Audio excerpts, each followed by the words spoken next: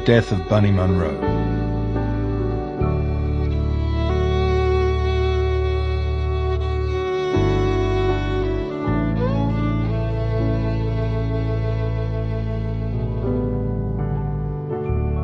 Part 1. Coxman.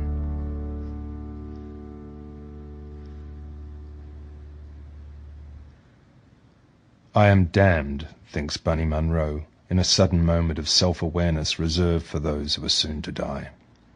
He feels that somewhere down the line he has made a grave mistake, but this realization passes in a dreadful heartbeat and is gone, leaving him in a room at the Grenville Hotel, in his underwear, with nothing but himself and his appetites. He closes his eyes and pictures a random vagina, then sits on the edge of the hotel bed and in slow motion leans back against the quilted headboard. He clamps the mobile phone under his chin and with his teeth breaks the seal on a miniature bottle of brandy. He empties the bottle down his throat, lobs it across the room, then shudders and gags and says into the phone, "Don't worry, love. Everything's going to be all right." "I'm scared, Bunny," says his wife, Libby. "What are you scared of? You got nothing to be scared of." "Everything. I'm scared of everything," she says. But Bunny realizes that something has changed in his wife's voice. The soft cellos have gone and a high rasping violin has been added, played by an escaped ape or something. He registers it, but has yet to understand exactly what this means. "Don't talk like that. You know that gets you nowhere," says Bunny. And like an act of love he sucks deep on a Lambert and Butler.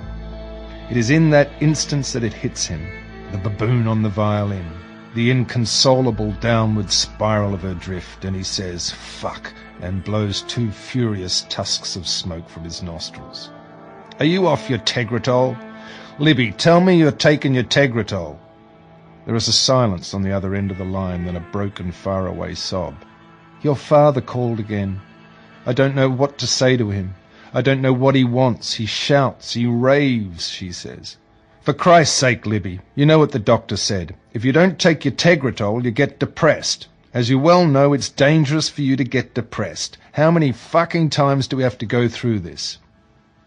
The sob doubles on itself, then doubles again, till it becomes gentle, wretched crying, and it reminds Bunny of their first night together, Libby lying in his arms, subsumed by an inexplicable crying jag, in a down-at-heel hotel room in Eastbourne.